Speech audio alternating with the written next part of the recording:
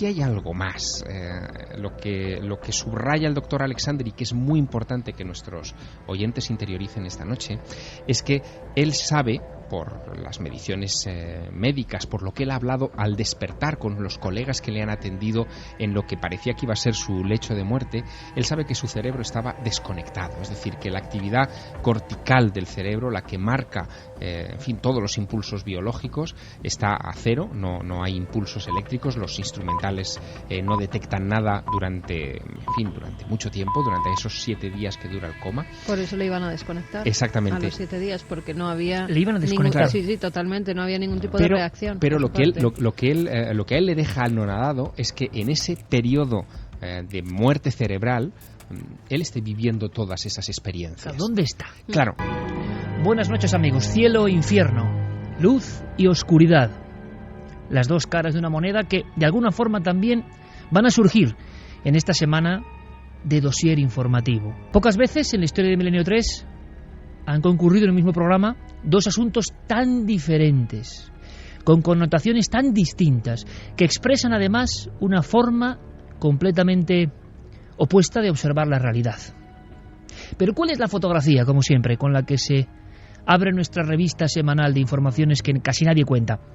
Pues la fotografía es simbólica y tiene que ver más bien con las sombras, con el concepto que aún tenemos de la muerte como algo que da miedo, algo que desconocemos. Tenemos la misma incógnita, la misma angustia existencial, los mismos porqués que asolaban la mente del hombre de las cavernas. Cuando surge alguna imagen icónica, simbólica, todos giramos la mirada como si ahí hubiese algo que en el fondo nos inquieta. En este caso, un viejo ataúd.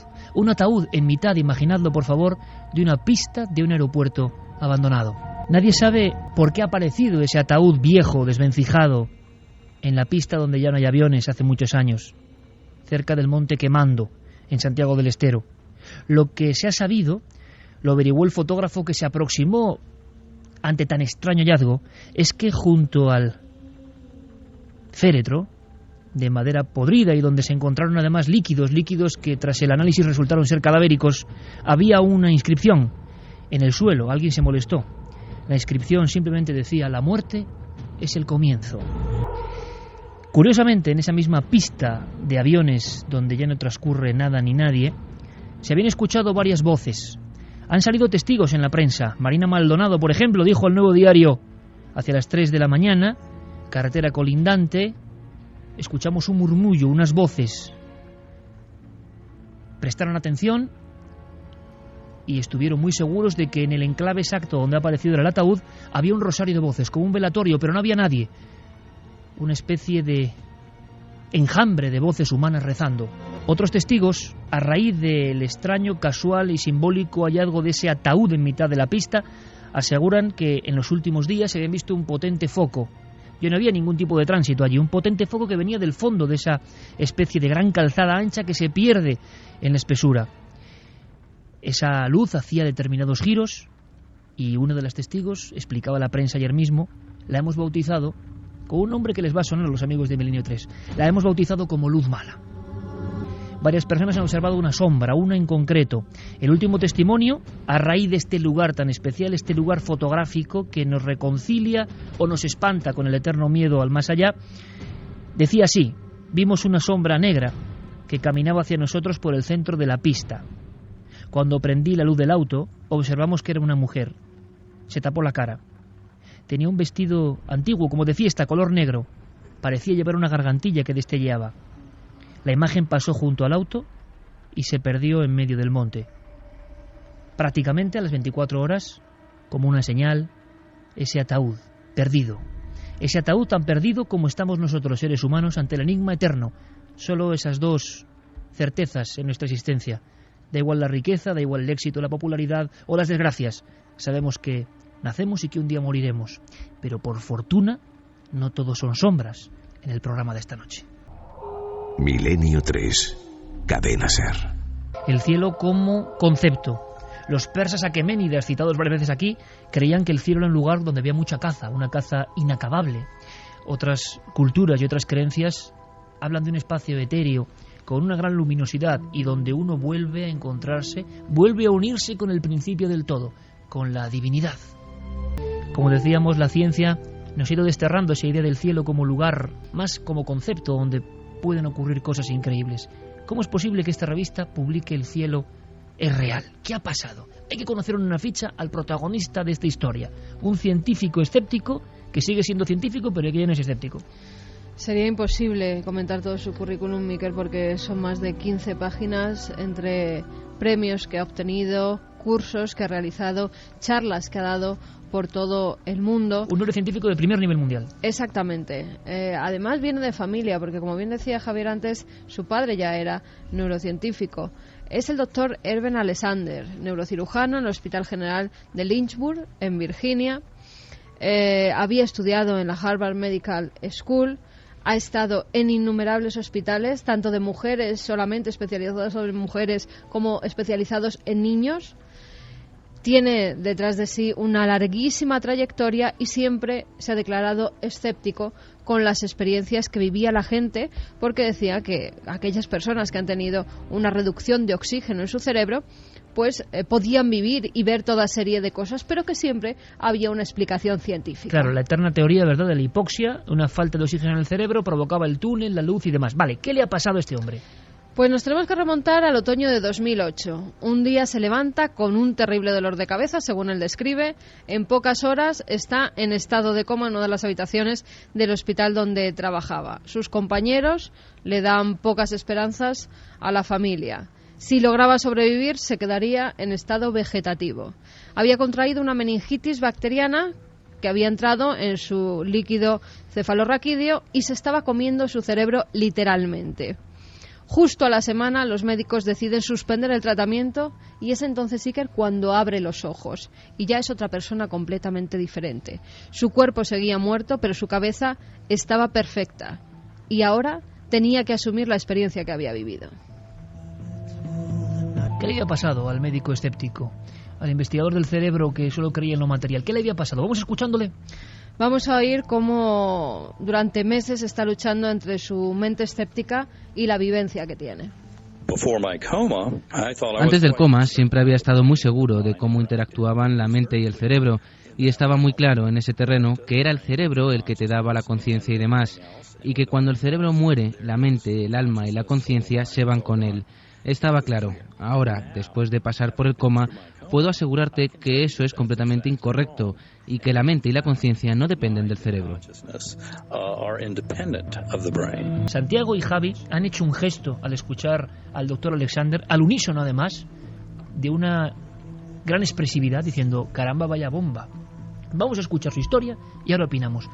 Y con vuestra opinión también fundamental. Seguimos hurgando, nunca mejor dicho, en la memoria de este científico. Él durante mucho tiempo está pensando en esa experiencia que ha vivido. Recordaba un lugar con muchas nubes, como muy esponjosas, entre blancas y rosáceas. Además, él decía que destacaban sobre un cielo muy azul, un azul intenso, casi negro en ocasiones. Por encima de las nubes, él asegura ver unos seres transparentes y brillantes que dejaban como una especie de estelas detrás de ellos. Asegura que ni las palabras ángeles o pájaros pueden describir la belleza de estos seres. Dice que era diferente a todo lo que había conocido en la Tierra, que eran seres superiores, así los llama él. Recuerda un sonido que desciende de lo alto, no sabe si es emitido por estos seres o viene de otro lugar, pero dice que es glorioso, alegre y también un viento cálido que describe como brisa divina. Vamos a seguir escuchando a este médico, al doctor Eben Alexander, con esta experiencia musical. Entonces apareció una melodía envolvente, una música brillante que empezó a girar frente a mí. Una melodía muy muy bella comparada con el martilleo sordo que había escuchado durante eones. Giró una y otra vez a mi alrededor, iluminándolo todo. Esta es la parte más impactante y difícil de explicar, como si me hubiesen quitado un antifaz y la realidad allí fuese mucho más viva, real, interactiva y fresca que cualquier otra que hubiera conocido en esta existencia terrenal. El doctor está hablando de una experiencia cumbre que él no puede asociar a ninguna de las soluciones habituales que a nivel de catálogo se dan para este tipo de alucinaciones, dirán algunos y demás. Él sabe, y lo interesante del testimonio es que pertenece al núcleo duro de los que pensaban todo lo contrario, él siente que es algo distinto. que es algo distinto y que no vive en solitario, está acompañado. Él dice que durante la mayor parte de su viaje alguien le acompaña. Se trata de una mujer joven, con pómulos altos, ojos azules, 2 trenzas rubias que enmarcan su rostro. Dice que vestía un traje como si fuera de campesina, en tonos pastel, azules claros, melocotón, que volaban juntos en una especie de superficie que parecía un ala de mariposa y que además estaban rodeados de mariposas continuamente, que era un ser tan hermoso que asegura que solo por ser mirado por ella 5 segundos hubiera valido la pena vivir. Y parece que se comunica con ella de una forma, podríamos llamarlo telepática, aunque él no lo describe así. Ella le da una serie de mensajes que se quedan en su mente. Escuchamos cuáles son esos mensajes. Y estaba allí, junto a una presencia divina y un orbe de luz brillante. Puedo decirte que el tiempo allí es totalmente diferente a nuestro concepto. Eso dificultó entender mis recuerdos porque nosotros tendemos a secuenciar las cosas. A mi lado, en el ala de la mariposa, había una mujer muy bella. Nunca me dijo una palabra, solo me miraba y sus pensamientos se introdujeron en mi mente. Cosas como, eres un ser amado y apreciado, no hay nada que puedas hacer mal, no tienes nada de qué preocuparte, te cuidaremos. Nothing to worry about. You will be taken care of. Aparte de esos mensajes que se le dan, él recuerda que allí mismo, en esa experiencia que está viviendo, él se hace preguntas. ¿Dónde está este lugar? ¿Quién soy yo? ¿Por qué estoy aquí? Y siempre se le da una contestación a través de explosiones de luz, de color. Él interpreta que siempre tiene una respuesta a las preguntas que hace. Dice que sigue avanzando por un lugar y llega a un inmenso vacío, que es de infinito tamaño, que es muy reconfortable, completamente oscuro, pero también hay una especie de orbe de luz que era como un intérprete entre él y una presencia enorme que él sentía. Parecía que a su alrededor había alguien o algo. Decía que era como si estuviera naciendo en un mundo más grande y el propio universo fuera como un útero cósmico gigante y el orbe el guía que me llevaba a través de él. Una negra oscuridad llena de luz. Esas son sus palabras. Cuando meses después ya está más recuperado, él que era católico, aunque decía que no sabía el sentido de su catolicismo porque tampoco es que creyera en Dios como una divinidad, en Jesucristo. Era una forma pues de creer en algo, pero él mismo decía que se autoengañaba porque sabía que no había nada más. Después de esta experiencia, él visita varias iglesias y asegura que es lo más parecido a la experiencia que ha vivido, que esas vidrieras se asemejan a los colores que él tiene en el cielo, que esa música de los órganos es muy parecida a la música celestial que él ha podido escuchar. Si quieres, escuchamos cómo ha cambiado la visión científica que tenía a la que tiene ahora. Una de las cosas que han surgido de mi experiencia y de los muy rigurosos análisis a los que se ha sometido durante años, hablando con colegas que respeto en el campo de la neurociencia, es que la conciencia fuera del cerebro es un hecho. Es un hecho establecido. Por supuesto, fue duro para mí aceptarlo, habiendo sido durante décadas un materialista que repartía tarjetas profesionales. Fue muy difícil aceptar que hay un alma, una conciencia que no depende del cerebro. Esto es lo que pienso como científico, que investigar la mecánica cuántica, y esto lo detallo en mi libro, sería en gran parte una pista decisiva. Nos demuestra que ahí fuera ocurre algo en relación a la conciencia que nuestros modelos primitivos no contemplan. Es mucho más profundo de lo que jamás había imaginado.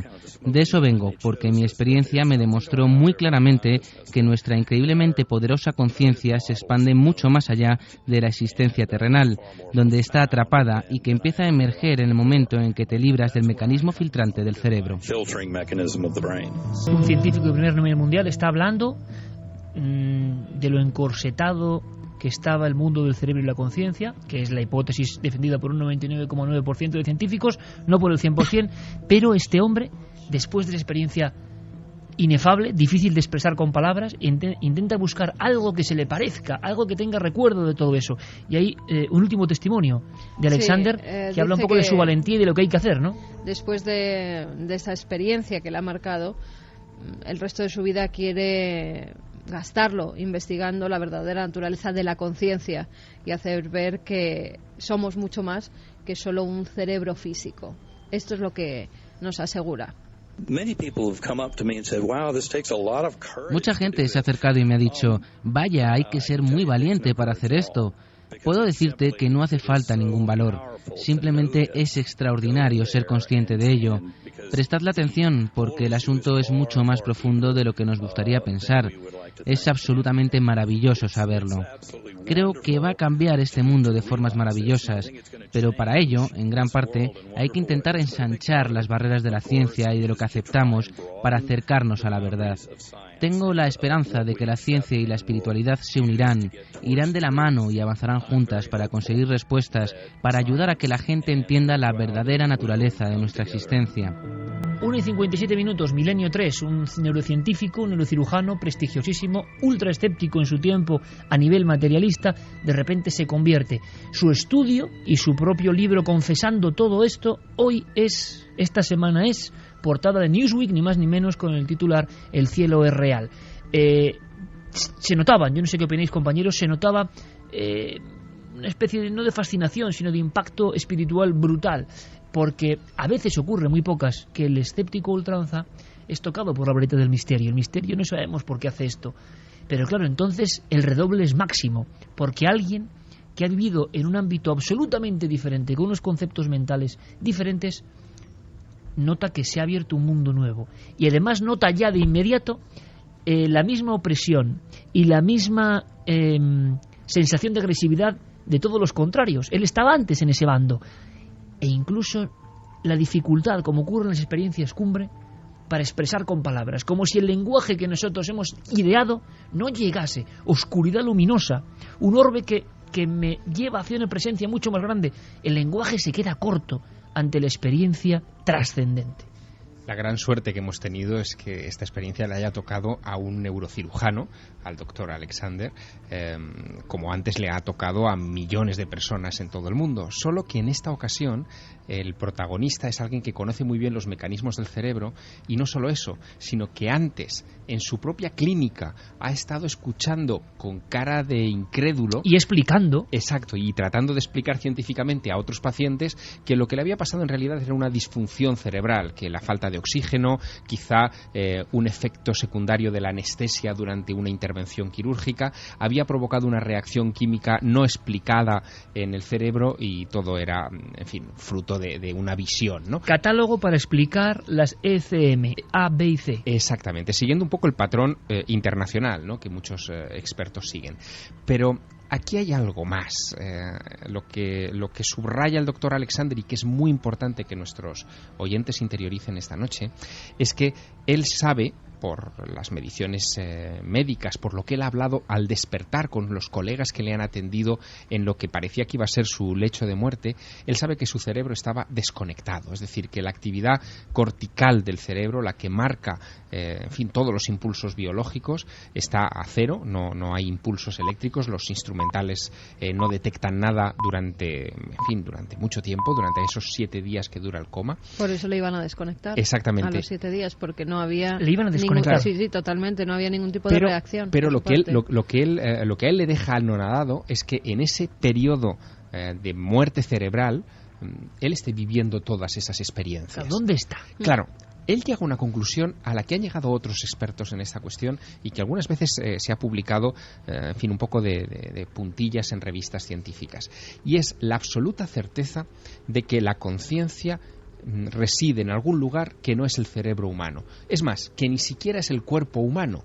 Es como si estuviera ajena a nosotros. Algún científico, como por ejemplo el doctor Pim van Lommel, que es un cardiólogo holandés que ha estudiado mucho también este tipo de cuestiones y que publicó un paper, un artículo científico en la revista The Lancet hace algunos años sobre este asunto, llegaba a una conclusión sorprendente. Decía que la conciencia es ilocalizable y que habría que plantearse la posibilidad de que el cerebro fuera una especie de receptor de la conciencia. Es decir, Wi-Fi. Sí, nosotros ahora tenemos la posibilidad de entenderlo mejor gracias a las nuevas tecnologías. Imaginemos por un momento que lo que es la conciencia es la nube, lo que ahora llamamos la nube, es decir, nuestra alma, la información de la que formamos parte está en una nube y nosotros la descargamos en un hardware, en un soporte físico que una vez que se estropea, que envejece o que muere, no implica la desaparición de la conciencia, sino que esa conciencia volverá a emerger quizá en otro cuerpo. Esto que parece fruto casi de la ciencia ficción o fruto de las teorías, en fin, espiritualistas más desbocadas, ahora los científicos empiezan a planteárselo como un hecho. Pero surge la batalla. Claro, nos hemos acostumbrado y hemos aceptado a marcha martillo, porque no hay otra forma de hacerlo, que la mente está en el cerebro. Hay incluso importantes libros con esta frase. Cuando uno habla con neurocientíficos de primer nivel, como el doctor Loeches u otros, nadie ha logrado atrapar el pensamiento, la conciencia, la consciencia. Nadie sabe dónde está ni cómo se genera realmente. Sabemos, hablando en grandes rasgos, que el cerebro sí que, a nivel de iluminación, a nivel de visión, por parte de esta tecnología, hace algunas funciones. Ocurren cosas, evidentemente. Pero nadie todavía hoy, esto parece increíble, y pueden decir lo que quieran, nadie, y he leído algunas cosas, ha demostrado qué relación hay entre incluso la química, la biológica, y el nacimiento del pensamiento, de las imágenes que nosotros configuramos, de nuestro mundo, vamos a llamarlo espiritual, trascendente, de nuestro pensar en imágenes. ¿Dónde está eso? En la antigüedad se pensaba que era el corazón, el lugar donde residía el espíritu. Se cambió el cerebro, y ese cambio evidentemente debe tener algún elemento mucho más importante, porque ha ido agrandando su presencia, casi nadie lo discute. Pero de pronto, hace 2 años, neurocientíficos de primer nivel como Alba Noe sacan un libro tabú, que ha tenido problemas de todo tipo, donde se argumentaba lo que acaba de decir Javier Sierra. Ese libro se llama Fuera de la cabeza, y no lo hace un espiritualoide, lo hace un científico de primer nivel, que es honesto para decir, oiga, es que replanteándonos la cuestión, no sabemos qué es el pensamiento, la conciencia, el alma, lo que llamamos alma. No acabamos de saberlo. Hemos interpretado, y hay de quien se salga de la norma, que eso está en nuestra caja craneal. Pero no acabamos de entenderlo. Vemos reacciones, no acabamos de atrapar el pensamiento. Y está habiendo ahora mismo una batalla brutal. Santi, que te veo muy pensativo, ¿cómo interpretas tú, antes de que Javier nos cuente, la batalla online que está ocurriendo ahora mismo? Y es normal, cualquiera que se salga de ese redil va a sufrir palos de todo tipo. Porque tampoco se puede comprobar, hay que decir lo que ellos dicen. Está en el mismo umbral de misterio que lo que nos han contado oficialmente.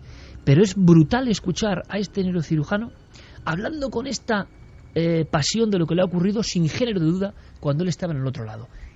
¿Qué puede originar esto? ¿Qué opinas? Pues mira, estoy profundamente admirado porque estamos indudablemente ante un hombre valiente. Y no valiente porque se vaya a enfrentar, que probablemente será el caso, a sus compañeros, a sus colegas, a la comunidad científica o al paradigma imperante, sino porque estamos ante un hombre al que de la noche a la mañana se le ha dinamitado uno de los pilares que fundamentaban su vida, sus creencias, su proyecto vital. Y no solamente se ha enfrentado a ello, sino que lo ha aceptado y ha aceptado el reto de comprenderlo. Eso realmente es un científico como Dios manda y un hombre valiente. Alguien que realmente no tiene el menor reparo en decir, llevaba toda mi vida pensando esto, me equivoqué, o al menos ahora pienso que me equivoqué, y voy a profundizar en nuestra nueva línea.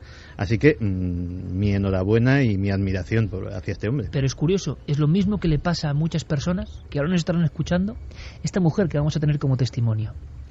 Ellos posiblemente han vivido la aparición de un fantasma, de lo que parece una imagen de otro tiempo, o han tenido una experiencia cercana a la muerte, o han visto un objeto brillante del que se baja un ser.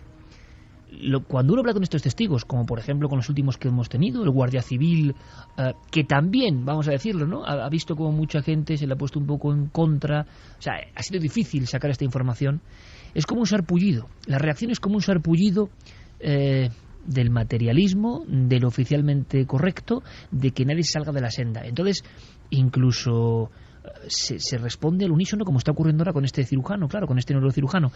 Pero yo he detectado, y por ejemplo, sé que muchos de los que estamos en la mesa nos pasa lo mismo, esa ruptura de parámetros, ese que se te caiga el castillo de naipes con el que has construido tu concepción de la realidad, le pasa al testigo del misterio, no solo de la experiencia cercana a la muerte, el que ha visto un fantasma, y yo no sé qué son, pero el que lo ha visto, cuando te lo cuenta de verdad, de corazón, te das cuenta que es un hombre que ha perdido, una mujer que ha perdido el rumbo vital y que tiene que asirse a otra cosa porque ha visto algo muy claro y no le convence lo que le dice el psiquiatra, una alucinación, no le convence la explicación de prospecto sencillo con la cual intentan aliviarle, porque él ha tenido acceso a ese otro lado inefable, lo ha visto en cierto momento y se ha impregnado de él, y entonces no sabe ni cómo explicarlo.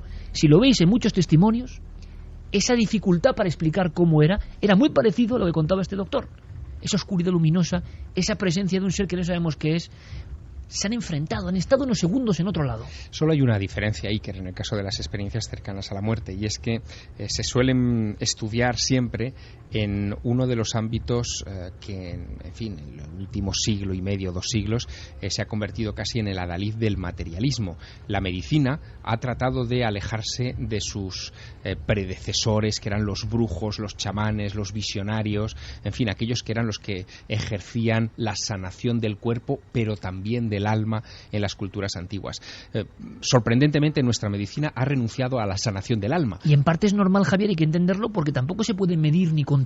Claro, pero en este caso, que una bomba de relojería de este calibre estalle dentro de un ámbito tan materialista justifica quizá toda esta reacción que se está viviendo en estos momentos. Fíjate, por revisar un poco titulares que en estos momentos se están imprimiendo en las portadas de muchos periódicos del mundo, ¿no? The Globe and the Mail, que es el periódico más importante de Canadá, sacaba hace unos días un titular de portada que decía Heaven or Hallucination, es decir, cielo o alucinación, en referencia a este asunto. O el Daily Mail, periódico importantísimo en el Reino Unido, se preguntaba en grandes letras de molde, ¿ha visto realmente este hombre el cielo? Porque desde la perspectiva de los cronistas de estos medios de comunicación, médicos todos ellos, los que han hecho los artículos o que han opinado sobre este tema, es inconcebible. Inconcebible, inaceptable. Exacto, que alguien pueda haber atravesado ese umbral de la muerte y diga que lo que ha visto, lo ha visto estando muerto sobre su cama en el hospital. Y ese prejuicio ocurre en todo. Yo no sé si el doctor Alexander ha visto el cielo o no, no sé si existe el cielo o no, no sé absolutamente nada, pero lo que ocurre es que las reacciones son muy curiosas y a mí me extrañan. Lo hemos comentado en alguna ocasión. En todos los ámbitos, cuando un experto toca de lleno con lo sagrado, se encuentra con un aluvión de mazazos que no saben ni de dónde vienen. Hay un caso que me impresionó y que contaba la semana pasada con nuestro amigo Daniel, el guardia civil. Era, no te preocupes, he conocido autoridades como Jean Clots, presidente de la UNESCO del arte rupestre, aceptadísimo, ejemplo el doctor Alexander, libros fundamentales, adorado por todos los expertos de la paleontología, la pintura rupestre, la prehistoria, pero un día se da cuenta de que en el chamanismo, en los trances, en los viajes al otro lado, en esos saltos hacia otro lugar que no entendemos, ese lugar de luz, a veces de sombra, pero que es siempre de luz, que se expresa en las cavernas, él cree que ahí está la clave del nacimiento del arte, y es nada, ¿eh? La clave... Bueno, pues me decía Jean Clots, nunca en mi vida la misma gente que me adoraba se convirtió como el poseído que es endemoniado, y casi me querían matar. Me había convertido en un enemigo, había abierto una brecha, un abismo, para decir que el arte no tiene nada que ver con lo que creíamos. Yo mismo estaba rompiendo lo que creía, pero otros no están dispuestos a hacer ese esfuerzo y se ponen de frente. Iker, porque en este caso nos centramos en los paleontólogos, en el caso de las pinturas rupestres, o los médicos, en el caso de la medicina, se centran en los qués, es decir, en una visión muy descriptiva, muy superficial, muy materialista, y no se preguntan por los porqués. ¿Por qué se pintaba en las cuevas rupestres? ¿Qué utilidad, en este caso espiritual, tenía para aquella gente que los pintaba o que se acercaba a ellas? Es muy sorprendente lo que está pasando con este asunto de la portada de Newsweek en esta semana. Está generando una alergia, ¿no? Pero yo creo que los efectos se van a dejar notar durante varias semanas. Ahora vas a contar más cosas, porque enseguida conectamos de forma expresa, eso sí, si os parece. Vamos a escuchar vuestras opiniones, me interesa mucho saber qué opináis de esto. Y de inmediato quiero que nos cuente algo el doctor Gaona, que es ese español, ese psiquiatra que se ha metido en el tema del túnel y de alguna forma ya no es escéptico y empieza a pensar que la conciencia está en algún lugar no muy tangible. No, mira, todo esto yo creo que procede de una concepción filosófica que ya llevamos arrastrando en esta civilización 4 siglos. La revolución cartesiana sirvió para mucho, nos ha dado probablemente casi todo el bienestar material, tecnológico, científico y médico del que disfrutamos hasta ahora, pero se basa en una concepción filosófica que puede no ser del todo exacta, que es que el universo es una máquina. De hecho, cuando los primeros científicos de la época de Descartes hacían vivisecciones de perros, de gatos, de animales y oían sus quejidos, en realidad no estaban oyendo sus quejidos, estaban oyendo los engranajes de una máquina funcionando. Por eso no lo podían hacer con esa sangre fría, por eso se sigue haciendo con esa sangre fría. Pero a lo mejor el universo no es una máquina. A lo mejor nosotros no somos una máquina y a lo mejor todo es algo más, y igual que hubo una revolución cartesiana de la que nos hemos beneficiado muchísimo en estos 4 siglos, a lo mejor es el momento de dar un paso más adelante. Muchos científicos lo están haciendo, un puñado por lo menos, ahondando en la gran y misteriosa conciencia, en eso que no acabamos de entender, como del Big Bang, como de la materia incandescente se ha acabado en la conciencia. ¿Dónde está el paso? ¿En qué momento? Es un enorme misterio y da la sensación de que retazos desdibujados, diapositivas que se encajan mal, se aparecen de vez en cuando para contarnos que no lo sabemos todo. Cuando le ocurre a un científico de este nivel, se provoca un tsunami tremendo que llega a la portada de Newsweek. Vamos a hacer algo más y quiero que Javier nos dé apuntes de qué está pasando porque me interesa. Me interesa tanto lo que le ha pasado al doctor como la reacción de los que no pueden creerle y que serían los mismos que le adoraban hace 2 días. Bueno, vamos a escuchar al doctor Gaona. Conectamos rápidamente porque él acaba de hacer un trabajo. Es curioso que esté pasando todo esto ahora, ¿eh? Al otro lado del túnel, un científico, un doctor con un currículum extensísimo que se pone a investigar, siendo escéptico, para ver si se podía explicar todo eso con la hipoxia, la falta de oxígeno en el cerebro, y resulta que acaba escribiendo sobre sonidos de la muerte, visión de difuntos que vienen ante el moribundo antes de morir, visiones de CM compartidas por difunto o moribundo y persona que le acompañan en el hospital, visiones del túnel de la luz de los seres en niños no contaminados culturalmente por este fenómeno. No está nada mal, aunque sea brevemente, algunos apuntes. Doctor José Miguel Gaona, buenas noches. ¿Qué tal? Muy buenas noches, Iker. José Miguel, lo más interesante es que tú aportas novedades, es decir, sobre el asunto de las experiencias cercanas a la muerte, sobre todo los fenómenos colaterales o añadidos o concomitantes a este fenómeno que es el gran fenómeno, se ha escrito mucho. Pero muy pocas veces se habla de cosas como sonidos. Hay una descripción tan gráfica y en parte tan impactante, por ejemplo, de una mujer, lo recuerdo ahora mismo, que escucha algo parecido a la palabra de antes de ese viaje o de ese desligarse del cuerpo. ¿Qué has aprendido de este ámbito que era tan poco conocido, por ejemplo? Las experiencias auditivas en las ECM.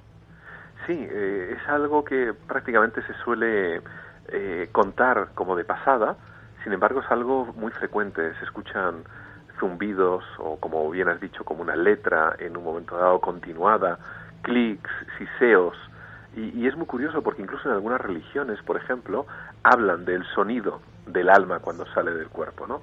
Es decir, que casi todo este tipo de cuestiones se correlaciona con prácticamente todas las religiones que existen, hasta el punto que me he llegado a preguntar si quizá el proceso no haya sido inverso, es decir, otrora los tiempos, aquellas personas que tenían experiencias cercanas a la muerte, a través de contar sus historias y ser recogidas en un momento dado por personas espirituales de aquella época, pues dieron pábulo a crear esas raíces religiosas en los que se habla del más allá, del infierno, porque también, no quiero destripar las preguntas, por si acaso, pero hay experiencias que son negativas en algunos casos, afortunadamente minoritarios, ¿no? Pero no todo es cantar seres de luz y el bienestar.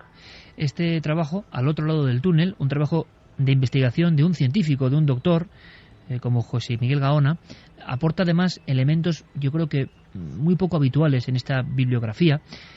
Por ejemplo, visiones por parte de los familiares, no de las personas que están sufriendo el trance o la ECM, personas que están acompañando al moribundo y que se encuentran, y además hay una especie de hilo conductor o de columna vertebral de casos que se asemejan muchísimo, con fenómenos muy raros.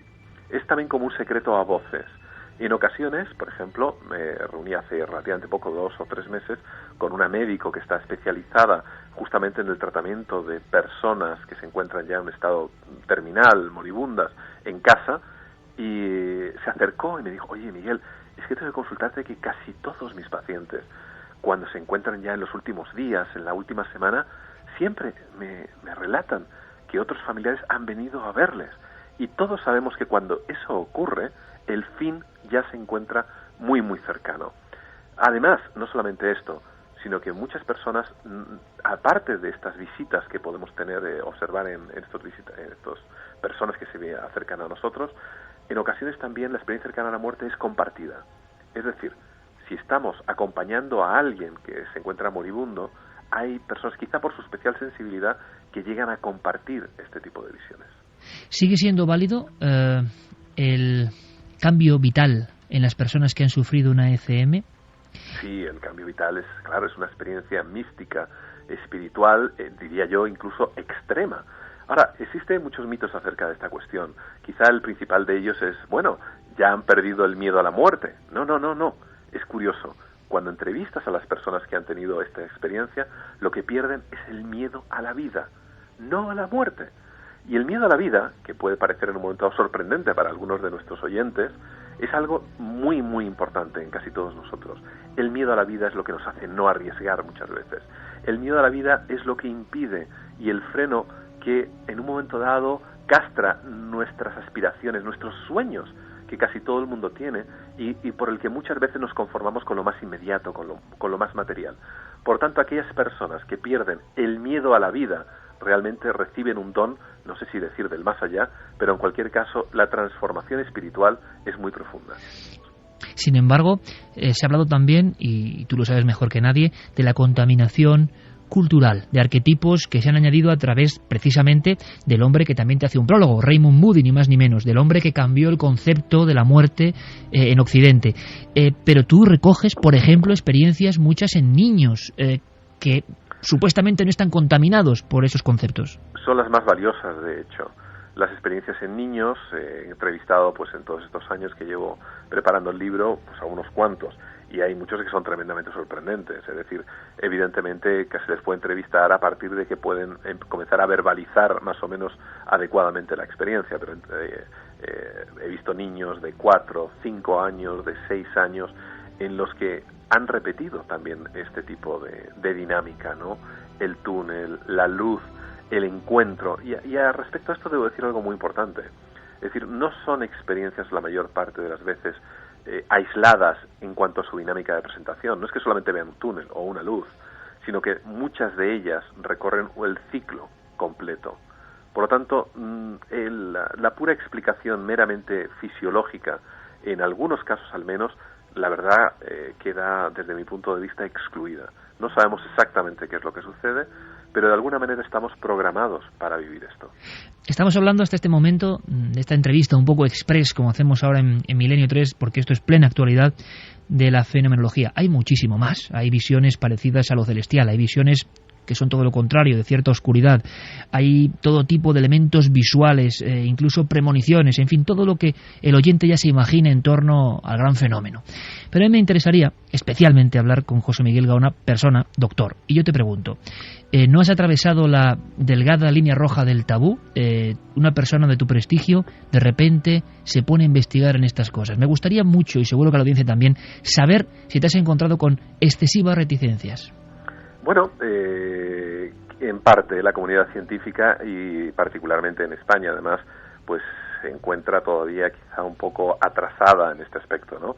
Por ejemplo, estamos emprendiendo un trabajo desde hace ya pocos meses en conjunción con la Universidad de Virginia Occidental y de Texas del Norte para validar un cuestionario en castellano y para recoger casos en el mundo hispanohablante y poder comparar si culturalmente son similares o no.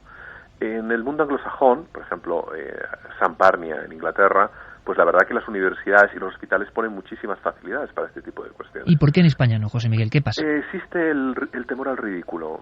Es curioso, pero en petit comité, casi todos los jefes de servicio con los que me entrevisto, por ejemplo, de cardiovascular, de medicina interna, de urgencias, intensivistas, pues la verdad que son encantadores, pero tremendamente encantadores. Más aún, se suelen, como se dice vulgarmente, enrollar con el tema y te cuentan a su vez experiencias de pacientes que han tenido. Pero cuando llega el momento de institucionalizarlo, de certificarlo, de proponerles un trabajo serio con una serie de parámetros totalmente científicos, con su material y métodos, etcétera, etcétera, pues la verdad que cuesta mucho convencerles. El temor al ridículo, el temor al qué dirán, etcétera, etcétera. Pero así nos va realmente muchas veces. Ahora, poco a poco, no es menos cierto que estamos abriendo una brecha en algunos hospitales que están colaborando y que la verdad que imagino que cuando comiencen a aparecer las primeras publicaciones, el resto de ellos se plegarán a esto, porque no podemos olvidar algo tremendamente importante. Esto es ciencia. Lo que sucede es que quizá las herramientas todavía no las dominamos en su totalidad, pero ciencia es, claro que es ciencia. Un hombre acostumbrado a analizar, a estudiar la mente humana. ¿Has aprendido algo nuevo de la mente humana, de la consciencia, José Miguel, como cuentas en tu libro, gracias a esta experiencia vital, personal, de investigar desde dentro? ¿Se amplía tu abanico? ¿Te ha enseñado algo el túnel? Pues mira, debo de ser sincero, hasta hace relativamente pocos años era bastante más escéptico. Y paradójicamente, o contrario a lo que le sucede a otros investigadores, a medida que he ido conociendo más y más cosas, he sido más abierto, más elástico, he puesto en tela de juicio algunas de mis creencias antiguas respecto a este tipo de cuestiones. Por lo tanto, sí que me ha aportado a nivel personal en la construcción del universo, creo que es un tema apasionante.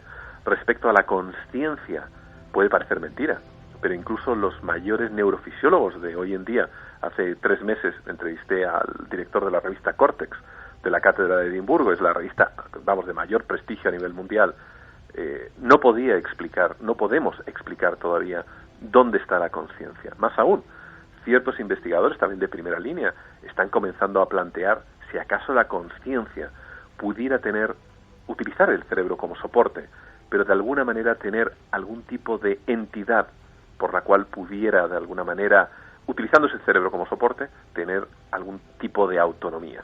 El doctor José Miguel Gaona, por tanto, después de esta experiencia, de este trabajo en Proyecto Túnel, de esta publicación, de estos casos, ¿está más próximo al concepto misterio que antes? Sí. Sin lugar a dudas, el misterio es la última frontera. Todos conocemos montones de cuestiones desde el punto de vista de la psiquiatría, la neurofisiología va creciendo y yo creo que quiero romper una lanza a favor de la ciencia. Muchas veces en Proyecto Túnel, en muchísimos otros foros, se habla de cómo la ciencia no puede explicar este tipo de cuestiones. Yo lo planteo al revés. La ciencia debe acabar explicando este tipo de cuestiones, porque quizá la realidad y lo que nos rodea es mucho más mágico de lo que nosotros nos creemos. Por lo tanto, quizá la ciencia también sea una de las herramientas, uno de los elementos que nos permita aproximarnos a este mundo que es más mágico de lo que cualquiera de nosotros nos podemos creer. Esta noche nos hemos querido aproximar a la vivencia personal de un hombre valiente, un científico valiente, no nos cabe la menor duda. Muchísimas gracias, de verdad, creo que es una maravillosa labor, una labor que a nivel fenomenológico dará para mucho más, iremos comentando, y que además seas un buen amigo y conocido de toda la audiencia, tanto en la televisión como en la radio, pues nos llena de orgullo doblemente. Así que un fortísimo abrazo y toda la suerte para este proyecto y para este libro, José Miguel. Muchísimas gracias y espero que aquellos lectores lo disfruten, porque la verdad que es distinto quizá a todos los demás libros, mezcla de la manera más inteligente que he podido la ciencia, la neurofisiología con el misterio y con las experiencias cercanas a la muerte. Muchas gracias a vosotros. Un fuerte abrazo. Milenio 3. Detrás del misterio. En busca de una respuesta. Cadena SER. Al otro lado del túnel es el libro, por el que ya preguntáis muchos, de José Miguel Gaona, de toda la esfera de los libros, pero lo más interesante es el testimonio de otro científico que rompe un poco los paradigmas con los que se movía y se mueve la mayoría.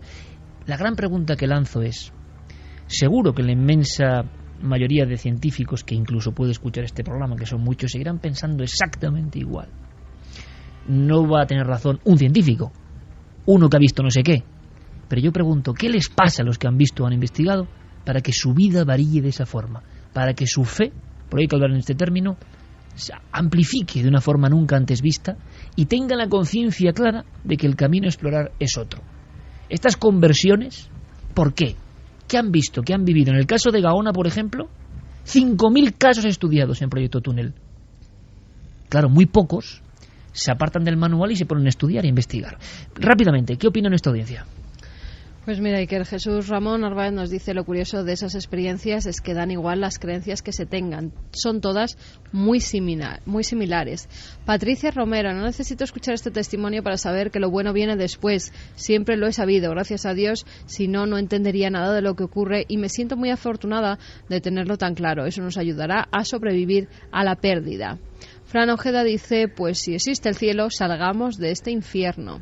Gema de Cidonia: vaya frase. La energía ni se crea ni se destruye, solo se transforma. Eso dijo Einstein, ¿no? Pues ahí está la respuesta. Yo pienso, y con el doctor Gaona, ¿no?, que quizá la realidad no es infierno, sino que es mucho más mágica de lo que nos quieren dejar ver, ¿no?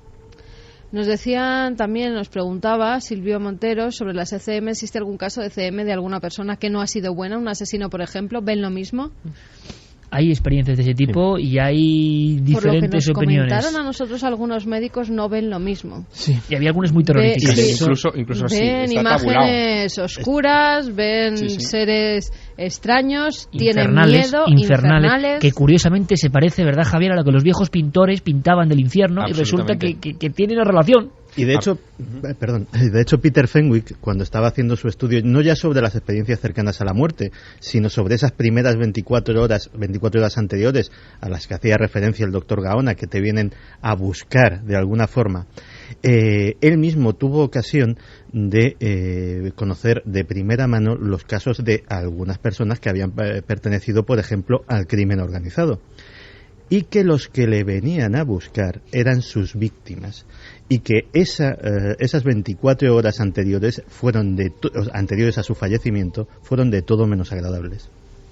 Silian dice: sinceramente tengo total convicción de que en las horas previas a la muerte ocurre algo. Manuel Mendoza: mi abuelo parecía decirle que no se lo llevasen a alguien, y parecía abrazar también a alguien en las horas previas, y eso que estaba sedado. Bueno, siempre que hemos tenido un familiar moribundo al lado, vemos como normalmente nombran a sus familiares ya fallecidos, a su madre, a su padre, incluso mantienen conversaciones con ellos. Eduardo Flores dice: hemos de cambiar esa conciencia tan racionalista y que mantiene nuestras puertas de la percepción cerradas. Esto es muy interesante y quizá resume un poco todo.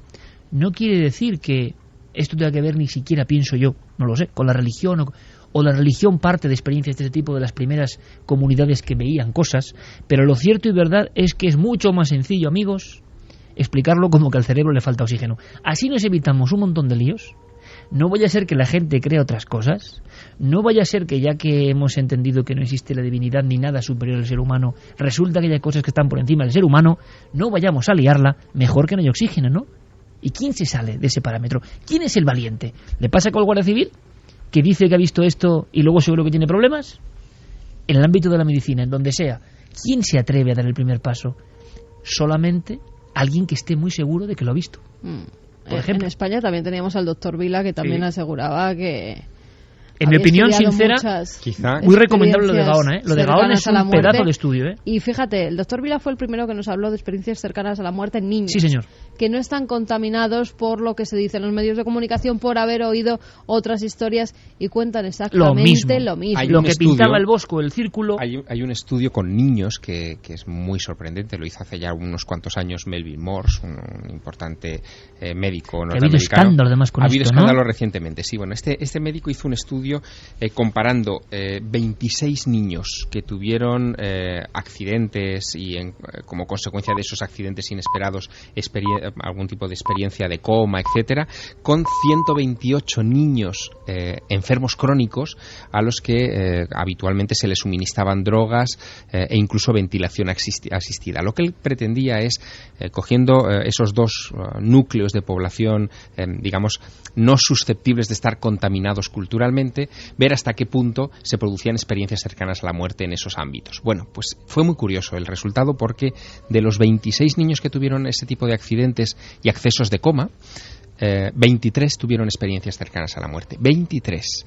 De los 128 niños que a veces tenían esos accesos de coma inducidos por drogas o por su ventilación asistida, ninguno tuvo experiencia cercana a la muerte. La conclusión a la que llegaba Melville Morse con esa comparativa científica, hecha con un protocolo científico, es que ni las drogas ni la hipoxia son los responsables de las experiencias cercanas a la muerte. Este hombre, hay que decirlo también, Javier, que ahora mismo está cumpliendo condena.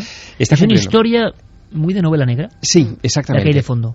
Saltó este verano la polémica. El pasado 12 de julio fue detenido por la policía de Delaware, acusado de un intento de asesinato a su hija de 11 años ante la presencia inerte, digamos, de su segunda mujer, de Pauline.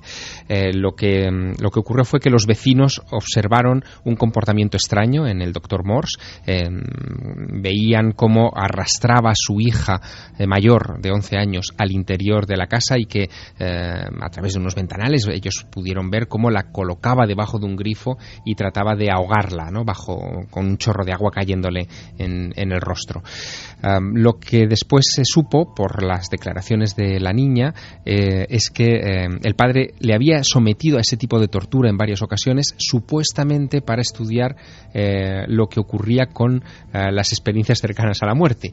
Es algo muy raro. El doctor Morse, además, entró en este mundo de las experiencias cercanas a la muerte estudiando casos de niñas ahogadas, que es una cosa muy singular y que está dando pie a todo tipo de interpretaciones psiquiátricas para este caso. Así que tenemos a uno de los grandes, digamos, en la investigación de este tipo de cuestiones desde hace unos meses, desde este pasado verano, en la cárcel, acusado de no se sabe muy bien qué. Hay también, Níker, mucha gente escéptica que opina que Robert Ransley, por ejemplo, dice que porque una persona haya tenido una ECM no significa que sea una prueba de que el cielo exista. Las ECM tienen su explicación científica. Me sorprende que una revista seria como Newsweek haya publicado algo así. Pues es la portada de esta semana. Olvidamos lo que lo hace noticia, no es que alguien, por muy neurocirujano que haya sido, haya tenido una experiencia cercana a la muerte, sino que estaba monitorizado mientras la tenía y no tenía actividad cerebral ninguna. Eso es la auténtica noticia. Y luego otra más, que ese doctor había explicado muchísimos casos de ECM con el catálogo habitual, ¿no? Además, Newsweek no es la primera portada que dedica a las experiencias cercanas a la muerte. O sea que una persona científica que se lea esta revista, como él lo denomina, seria, tendría que saber además, que muchas veces ha dedicado otra cuestión, sus portadas a este tema. Nosotros no decimos que sea el cielo, lo dice Newsweek y desde luego es impactante porque la descripción que da es detalladísima y está ocurriendo ahora mismo. Ahora, Javier Sierra, que es escritor y novelista, digo, la realidad siempre supera cualquier ficción. Es increíble, lo acabas de contar. Nos suena Doctor Extraño experimentando. Da la sensación de que quien se mete en este mundo, que debe existir algo realmente poderoso que imanta, uno también puede perder el norte en cierto momento en esa fascinación. Bueno, es comprensible, es decir, cuando hablamos de este tipo de casos o de experiencias, a lo que nos estamos enfrentando es a un elemento que rompe nuestra visión materialista del mundo. En una lectura incluso mucho más superficial, aparentemente más anecdótica, como por ejemplo las experiencias fuera del cuerpo, que se producen en tantas ocasiones en las experiencias cercanas a la muerte, cada vez que uno dice, yo es que he tenido la sensación de ver mi cuerpo desde fuera, visto desde una parte, como desde arriba, o me estaban operando bajo anestesia y yo vi a los cirujanos interviniéndome, cada vez que salía un caso de este tipo, inmediatamente trataba de ser rebatido como una alucinación, porque era como admitir algo tan tremendo como que no solo somos carne y hueso. Claro, y eso es una batalla brutal. Es que además, yo lo digo muy claro, yo no me siento preso de creencia ninguna y veo que mucha gente que acusa de creencias se siente presa de su propia creencia en la nada, por ejemplo, en no creer en nada y que todo es material. Están absolutamente encerrados en eso y no se puede salir nada de eso. A mí, en mi caso, no sé nada, entonces todo puede ocurrir, estoy abierto a escuchar. Por un lado y por otro, fundamentalismos de un lado y de otro, interpretan con tal cantidad de prejuicios que por mucho que alguien tenga una prueba interesante, no van a salirse de su forma, de sus gafas de ver la vida. Y así estamos, en esa batalla. En cuanto surge algo de esto, sarpullidos los que piensan izquierda, derecha, Barcelona, Madrid, luz y sombra, lo que sea, siempre enfrentados. Pero lo que es evidente, y lo hemos querido contar en esta primera parte del programa, es que hay algo que importa. En este momento clave, más clave que nunca, la portada de una de las revistas más influyentes del mundo, es que el cielo existe y detrás está la experiencia de este científico que os hemos querido contar y además cotejándolo con lo que está empezando a ocurrir en España. 3:19, yo pienso que en este programa, donde de verdad lo pasamos tan bien, en el que disfrutamos tanto, hay tiempo para todo. Y nosotros también somos muy mitómanos y muy bizarros y muchas veces nos hemos reído, ¿verdad?, de tantas cosas. Hemos recordado cosas de videojuegos, cosas de nuestra ya lejana infancia, que en el fondo es el paraíso perdido un poco, ¿no? Y que si uno se recuerda... Lejana, no seas exagerado. Bueno, vamos a hablar de cosas ya mucho más serias. Ese tiempo de testimonios. Se ven cosas que no se pueden explicar, se ven cosas que son clarísimas para el testigo, se ven cosas que aparecen dentro de nuestra propia casa. Estamos imaginando ya un lugar donde aparece un fantasma, la eterna idea, la eterna historia, el eterno encadenado con el pasado más remoto, quizá, quién sabe. Nunca habíamos encontrado un caso donde se relacionase fantasma con salud. Curioso, ¿verdad? Si sabéis algo más, si tenéis experiencias de este tipo, por supuesto estamos abiertos más que nunca a recibir vuestra información. Javier Pérez Campos, como siempre, responsable de estas historias en primera persona. Y nos ha impactado por eso. Estamos cada semana paladeando cosas muy diferentes. Vamos a por ella. Vamos a conocer lo que le pasa a esta mujer que se llama Susana, si no me equivoco. Sí, el archivo que abrimos esta noche en Milenio 3 es el documento de Susana, una mujer de Valencia que en el año 1994 vive una experiencia que le cambia la vida por completo, y vamos a entender por qué. Porque además ella, antes de esta experiencia, era bastante escéptica. Ella dice que nunca se había planteado siquiera la posible existencia de nada no terrenal. Tenemos otro escéptico reconvertido, entre comillas, a la fuerza. Sí.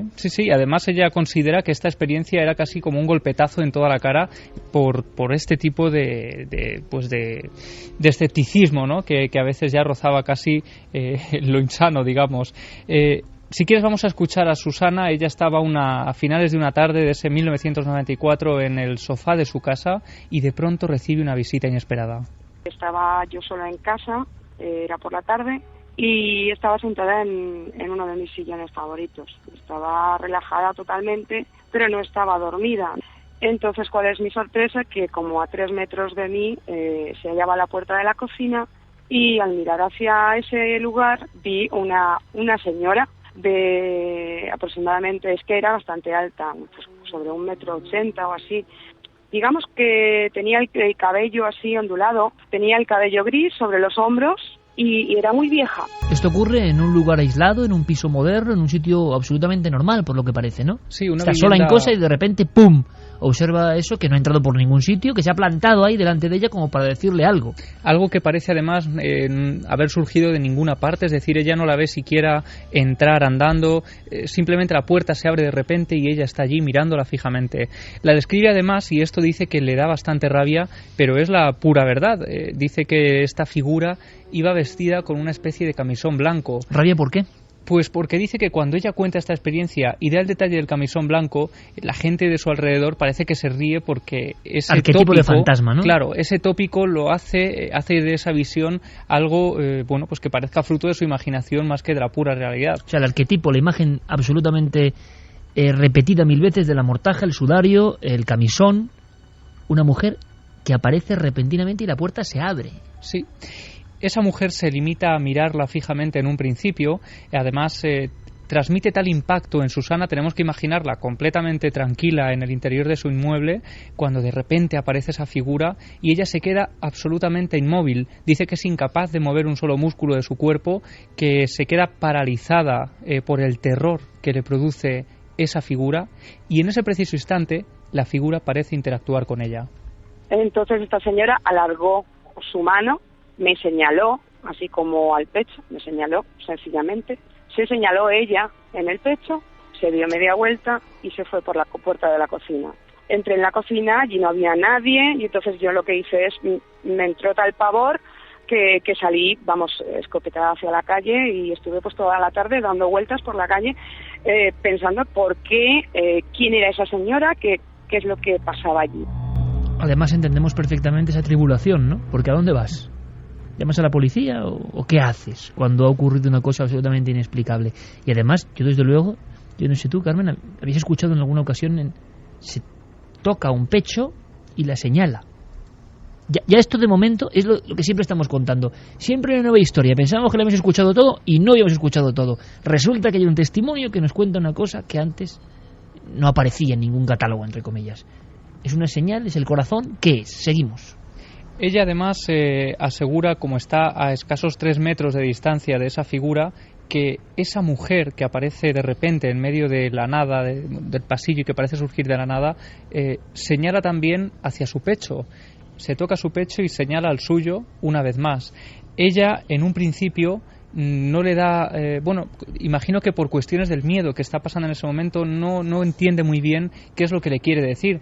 Finalmente, ella se marcha de su casa, se encuentra a su marido horas más tarde en la calle, le explica, presa del pánico aún. Que no quiere subir a casa por eso. Claro, porque por lo que ha vivido, y se lo cuenta.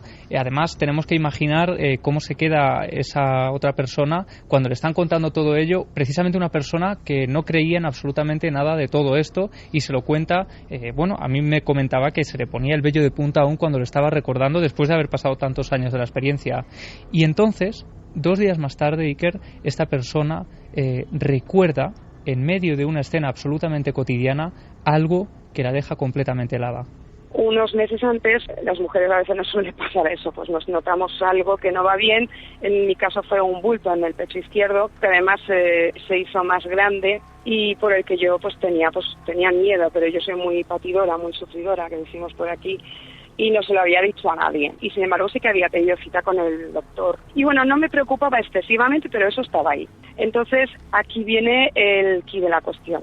Y es cuando yo, un par de días después de ocurrirme esta aparición, me meto en la ducha y descubro que el bulto ha desaparecido. Ella relaciona ambos hechos, cómo esa mujer, esa aparición, esa imaginación, esa alucinación, ese lo que queráis que sea, señala su pecho. Y fíjate, viendo esto dices, alguien podría pensar en que es una propia creación, ¿no?, del inconsciente, pero claro, es muy difícil. Eso en el ámbito más científico, ¿no? Un egregor, una angustia, un miedo, un terror, llega a ser tan potente que llegas a concentrarlo delante de ti. Hombre, no debe ser muy habitual, con ese nivel de detalle, ¿no? Y sobre todo no sé cómo se puede abrir una puerta. Pero se señala el pecho y se lo dice a ella, y ella de inmediato, imagino que en ese momento ya saltan todas las alarmas. Pero ese acontecimiento ha sido más beneficioso que terrorífico. Al final, por fortuna, desde luego, este acontecimiento, como dices, es más beneficioso que negativo. Pero ella, desde luego, no da crédito a lo que está ocurriendo, porque este bulto que le había aparecido hacía unos meses no había remitido en ningún momento. Y de repente, desde que tiene esa visión que precisamente señala su pecho y el suyo propio, pues al cabo de 2 días desaparece por completo. No es decir que parece que se ha bajado, lo verifica que no médicamente. Nota. Claro, es que ya no está allí simplemente de un día para otro. Así que ella, después de darle muchas vueltas, después de pensarlo con esa mentalidad absolutamente científica que ella tenía y de racionalizar absolutamente todo, llega a una conclusión que desde luego nos deja alucinados. Mi sorpresa fue muy grande, primero porque lo llevaba ya tiempo y de un día para otro pues eso no se deshace. Y en segundo lugar porque en ese momento me vino como un flash a la mente la señora esta que yo había visto en la puerta de la cocina, ¿vale? Y entonces esos gestos que yo no entendí ni les di importancia ni sabía lo que significaban, te señalo a ti en el pecho, me señalo yo, me doy una vuelta y me voy, les di su sentido. Comprendí que me había señalado, me había quitado el mal y se lo había llevado a ella. 3:28, qué final, ¿eh? Lo repito, yo estoy absolutamente agradecido, tanto en la radio, en Milenio 3, como en Cuarto Milenio, porque nos estáis dando, todos vosotros, que muchos compartís ambos programas, una auténtica lección. Primero, porque gracias a vuestra amabilidad y a poder descerrajar los secretos que tantos llevamos consigo y que es difícil compartir con los demás, son experiencias a veces que quedan en el ámbito familiar, estáis perdiendo el temor. Bueno, siempre habéis sido muy valientes, ¿no?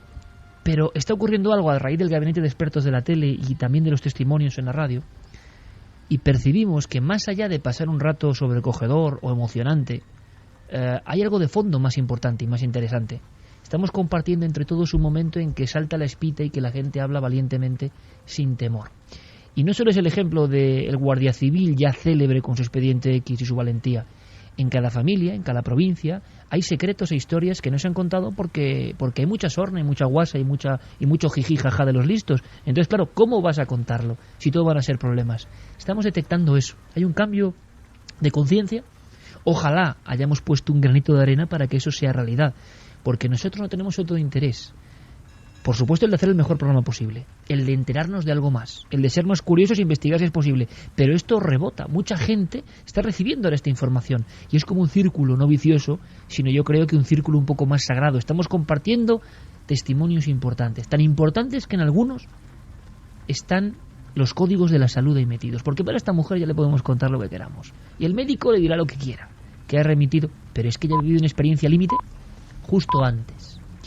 Y encima ya aparece el arquetipo, la realidad de la abuela, que la conexión de la abuela es muy potente y siempre ha estado ahí en todas las culturas, como una gran madre, de ahí viene el nombre, que se aparece, o que da un mensaje, o que da una señal, o que tutela. Y en este caso, fíjate, qué descripción, fijaos qué descripción, amigos, el mal me lo quitó para llevárselo a ella. Es la fe de la testigo. Pero es curiosísimo, no habíamos encontrado, si sabéis de algún caso, nosotros desde luego mirando en nuestros archivos no habíamos encontrado un caso de aparición que se solventase con una mejoría de salud a ese nivel. Yo lo recordaba a Javier, digo, vamos a intentar hacer una búsqueda. Recordaba un caso terrorífico, porque lo era, en el año 73 en la Pampa de Argentina, pues muy cerca de donde hemos empezado esta noche con la foto del ataúd en mitad de la pista de aterrizaje abandonada.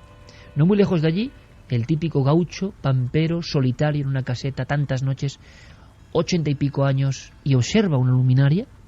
Él lo interpreta como algo casi angelical, y aparecen dos seres, dos individuos entallados en un traje muy raro, que parece que solo son troncos, que no tienen piernas.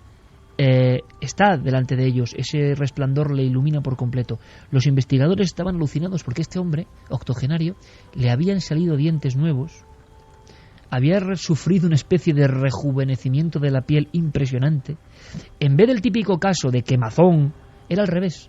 Es un caso que quedó ahí en el limbo y este hombre creyó en la actitud benéfica de esos individuos, pero nunca en el aspecto de fantasma, que es algo que da mucho más miedo. Habíamos encontrado un hilazón con la salud de esta forma, ¿no? Los otros casos que hemos encontrado donde se han producido alteraciones un poco extrañas o misteriosas de la salud siempre tenían que ver pues con la divinidad, con apariciones marianas, Garabandal, por ejemplo, o otros centros de peregrinaciones donde se han producido curaciones milagrosas de todo tipo de enfermedades. Claro, pero no una entidad que aparece además en el interior de tu casa, porque como decimos, en estos otros casos son peregrinaciones a lugares de poder, pero en tu casa que aparezca alguien que te señale. Y es que además hay un detalle bastante curioso de este caso, y es que Susana, en el momento en el que se produce esa aparición, no entiende muy bien tampoco quién es esa mujer, solo ve que es una mujer bastante alta, con la cara muy curtida, llena de arrugas y con un pelo pues bastante enredado. Finalmente, cuando unos días después cae en ese detalle y se da cuenta de que todo parece haber pasado y se para a pensar un poco en la experiencia detenidamente, ella empieza a caer en que esa figura que se le apareció en el interior de su casa se parecía bastante a su abuela, que precisamente había muerto solo escasos meses antes de esta experiencia.